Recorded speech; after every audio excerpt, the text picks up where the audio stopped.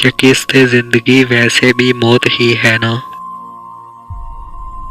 तो सच बता, ये मुलाकात आखिरी है ना।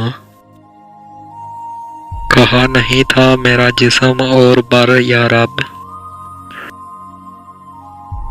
तो अब ये हक तेरे पास बच गई है ना। तू मेरे हाल से अनजान कब है ए दुनिया, जो बात कह नहीं पाया समझ रही है ना। इसीलिए हमें एहसास जुर्म है शायद, अभी हमारी मोहब्बत नई नई है ना। एक और चश्म अजालों से इश्क करते हैं, जो घर जला के भी कहते हैं रोशनी है ना। मैं खुद भी यार तुझे भूलने के हक में हूँ,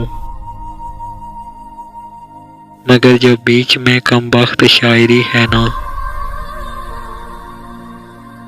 मैं जानबूझ के आया था तैयब और तेरे बीच, मियां निभानी तो पड़ती है दोस्ती है ना।